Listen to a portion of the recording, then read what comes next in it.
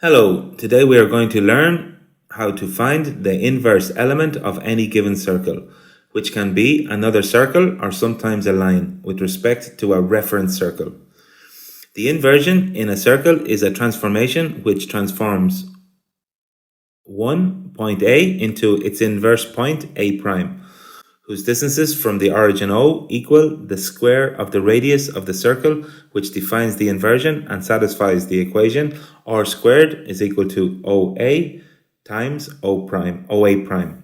C2 is located inside the reference circle and its circumference doesn't pass through the origin of the reference circle.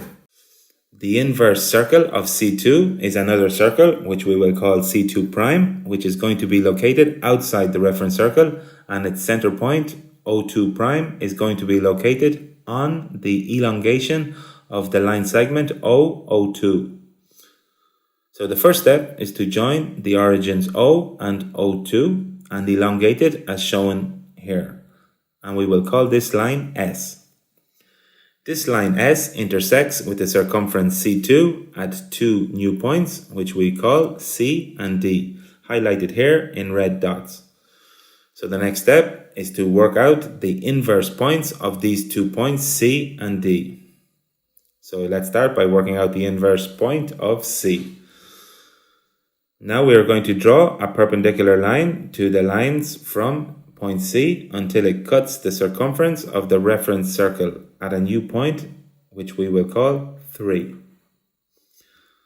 And now we join the origin O with the new point 3.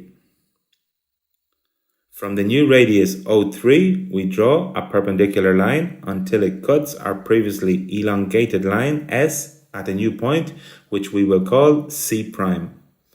And this is the inverse of the point C. So now we are going to repeat the same process with point D.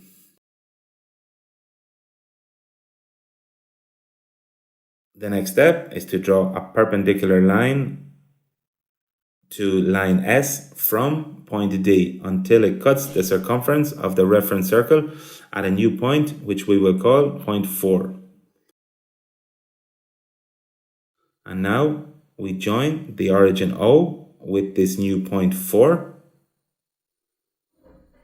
From the new radius line segment O4, we draw a perpendicular line until it cuts our previously elongated line S at a new point, which we will call D prime. And this is the inverse of the point D.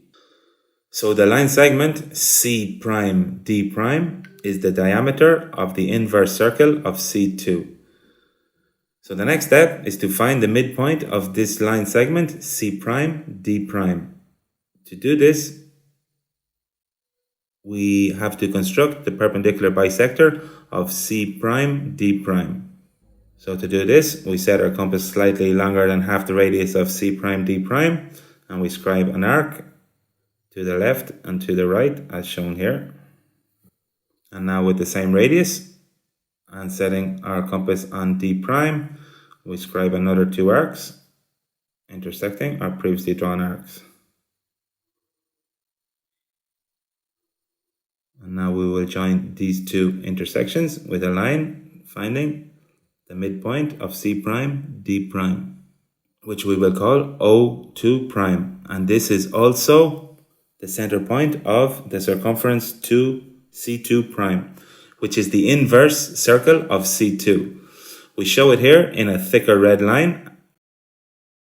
As you can see here in green, the tangent lines of C2 and C2 prime converge on the origin O of the reference circle, as can be seen here. So I hope this video has helped you. Please press like and subscribe to our YouTube channel. And if you would like to, you can always support us by pressing the super thanks button. Until the next video, thank you very much.